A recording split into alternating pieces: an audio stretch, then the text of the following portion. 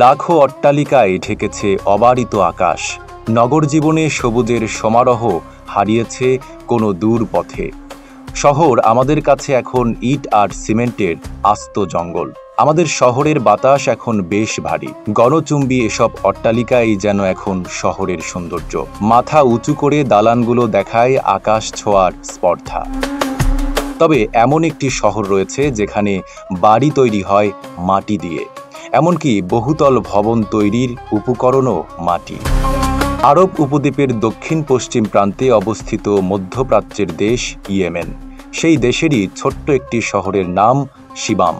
শহরটিতে জনসংখ্যার আধিক্য তেমন নেই। বড়জোর 7 থেকে 8 হাজার মানুষের বাস এই শহরে। তবে সম্পূর্ণ ভিন্ন এক কারণে এই শহরে রয়েছে প্রত্নতাত্ত্বিক গুরুত্ব। সানবিট সব দিবে সামাল। সানবিট ম্যাজিক প্রেস ডিশওয়াশিং এর মাথা ঘোরানো সলিউশন। এই শহরে চারপাশে ছড়িয়ে আছে বিশাল বিশাল সব অট্টালিকা।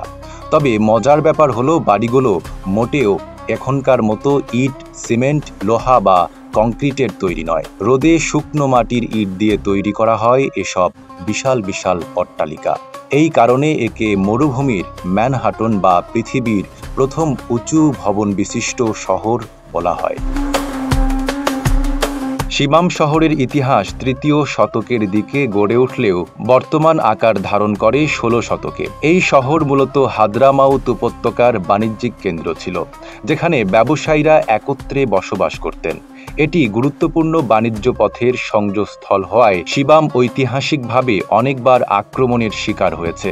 ফলে স্থানীয়রা আত্মরক্ষার জন্য শহরটিকে উঁচু ও সুরক্ষিত কাঠামোয় গড়ে তোলে। এই শহরটিতে প্রায় 500 এর বেশি বাড়ি রয়েছে। এক একটি বাড়ি উচ্চতায় 5 তলা থেকে 11 তলা পর্যন্ত হয়ে থাকে। তুলনা করতে গেলে অনেকটা বর্তমানের ফ্ল্যাট বাড়ির আদলেই তৈরি করা হতো বাড়িগুলো। তবে পার্থক্য একটাই, বিশাল বিশাল বাড়িগুলো কেবলমাত্র একটি পরিবারের জন্যেই নির্মাণ করা হয়েছিল।